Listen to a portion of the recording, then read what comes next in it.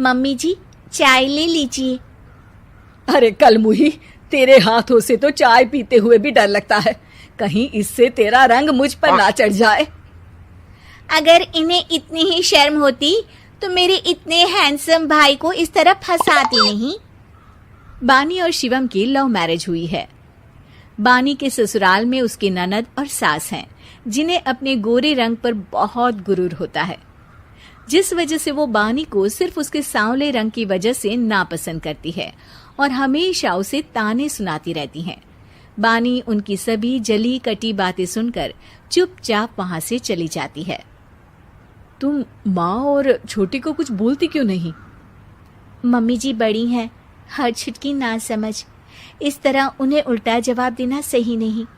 मेरी जिम्मेदारी उनकी सेवा करना है, जो मैं पूरे दिल से हमेशा करती रहूंगी। ऐसा बोलकर बानी रसोई में जाकर रात के खाने की तैयारी करने लगती है। रात को खाना खाते हुए बानी की सास उसे कहती है, कल मैंने अपनी फ्रेंड्स के साथ किटी पार्टी रखी है, समय से सारा खाना बना देना और अपना मनहूस चेहरा लेकर ज्यादा उनके सामने मत आना, समझी? माँ, बानी आप दोनों की कितनी परवाह करती है, फिर भी आप उससे इतना बुरा व्यवहार क्यों करती हैं? अरे एक तो लव मैरिज करके इस कलमुही को हमारे सर पर लाकर बिठा दिया और अब हम इसे कुछ बोल भी नहीं सकते क्या? भैया तो इनकी तरफदारी करेंगे ही, आखिर इन्होंने पूरी तरह उन्हें अपने वश में जो किया है। जिसे जो करना है करे, बस कल मेरा सारा काम समय पर हो जाना चाहिए। इस पर सब खाना खाकर सोने चले जाते हैं और अगले दिन बानी जल्दी उठकर सास की किटी पार्टी के लिए तैयारियां शुरू कर देती है, जिस पर पार्टी शुरू होने के बाद सास की सहेलियां कहती हैं, अरे वाह री, तेरी बहू ने तो बड़े स्वादिष्ट समोसे बनाए हैं। हाँ भाई, रंग कैसा भी हो, खाना बनाने में बिल्कुल अन्नपूर्णा है। अरे इसकी भी क्या बात करनी, मेरी बेटी से मिलो, इसकी सुंदरता के आगे तो उर्वशी रंभा भी फेल है। उर्वशी रंभा को तो फेल कर देगी, पर क्या अन्नपूर्णा बन पाएगी? अरे इसे काम करने की क्या जरूरत, उसके लिए बानी है तो, और मैं तो इसकी शादी भी किसी नौकर चाकर वाले घर में ही करूंगी। बानी वापस रसोई में चली जाती है और किटी पार्टी चलती रहती है। उसी रात को बानी की सास गुस्से में चिल्लाते हुए अपने कमरे से बाहर निकल कर आती है। हाय रे, चोरी हो गई मेरे पैसे, पक्का पक्का इस कलमुही की वजह से हुआ है ये सब। अरे क्या हुआ माँ, कौन सा आसमान टूट गया? अरे आसमान तो उसी दिन टूट गया था जब तू इस कलमुही से शादी करके इसे घर में ले आया था। खुद तो आई ही, अपने साथ साथ मनहूसियत का काला साया भी मेरे घर ले आई। अरे हुआ क्या माँ? अरे मेरी तिजोरी में रखे पैसे कहीं गायब हो गए, सुबह ही देखा, अरे यहीं रखे थे। क्या आप मुझ पर चोरी का इल्जाम लगा रही हैं?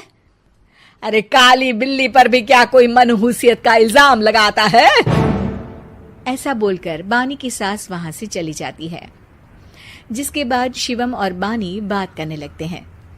देखो, मम्मी की बात का बुरा मत मानना, वो बस परेशान है ना, इसलिए कुछ भी बोल गई। वो परेशान नहीं, मुझसे नफरत की वजह से ऐसा बोलकर गई हैं। उन्हें मैं हमेशा एक आंख नहीं सुहाती। देखो बानी, अगर तुम चाहो तो हम दूसरा घर लेकर वहां शिफ्ट कर सकते हैं। आखिर तुमसे प्यार करके तुम्हें अपनी जिम्मेदारी पर इस घर में लेकर आया हूं, इस तरह टॉर्चर नहीं होने दे सकता। अगर आप साथ हैं तो मुझे किसी चीज की टेंशन नहीं, और आखिर वो हमारी बुजुर्ग हैं, हम उन्हें और छुटकी को इस तरह अकेले छोड़कर कैसे जा सकते हैं? इसके बाद बानी भी अपने कमरे में चली जाती है और अब हर रोज उसकी सास की तिजोरी से पैसे गायब होने लगते हैं। इसी तरह कुछ समय बीत जाता है और वो हर बार हर चीज का इल्जाम बानी पर लगाती है, पर बानी कभी कुछ भी नहीं बोलती। कलमुही नास पीटी, बहू को घर की लक्ष्मी बोलते हैं, ये तो पनौती बनकर आई है, पनौती। एक रात बानी की सास को आधी रात में प्यास लगती है, तो वो पानी पीने रसोई की तरफ जाती है। तभी उसे अपनी बेटी के कमरे में कुछ आवाज सुनाई देती है। हाँ हाँ, मैंने मम्मी की तिजोरी से हर रोज थोड़े थोड़े पैसे निकाल कर हम दोनों के लायक खूब पैसे इकट्ठे कर लिए हैं। और मम्मी आज तक उस सब के लिए भाभी को ही जिम्मेदार समझती है। तुम बस जल्दी से आकर मुझे यहाँ से ले जाओ और हम कहीं दूर जाकर शादी कर लेंगे। मम्मी को कुछ पता नहीं चलेगा, सब मुसीबत खत्म। अपनी बेटी की ये सारी बातें सुनकर बानी की सास भौंचक्की रह जाती है और अपने कमरे में वापस चली जाती है। जब अगली सुबह बानी सास के कमरे में आती है, मम्मी जी, क्या बात है, आज आप कमरे से बाहर ही नहीं आई? आपकी तबीयत तो ठीक है ना? क्या छुटकी कमरे से बाहर आई या तुम उसके कमरे में गई? नहीं नहीं, क्यों, जाना है क्या? मैं अभी चली जाती हूँ। नहीं, कोई कहीं नहीं जाएगा। इस पर वो बानी को साथ लेकर कमरे से बाहर आती है, जहाँ शिवम भी होता है। वहां उसकी सास बोलती है, छुटकी मेरी तिजोरी के सारे पैसे लेकर अपनी माँ के बारे में कोई ख्याल करे बिना किसी लड़के के साथ घर छोड़कर चली गई। और बहू, तुमने मुझ जैसी सास की सेवा करने के लिए अपने ही पति के साथ दूसरे घर जाने से मना कर दिया। मैंने हमेशा तुम्हारा रंग देखा अच्छा ही नहीं, जो मेरी सबसे बड़ी गलती है। मुझे माफ कर दे बेटा। और इसके बाद बानी की सास कभी अपनी बहू की तारीफ करते थकी नहीं।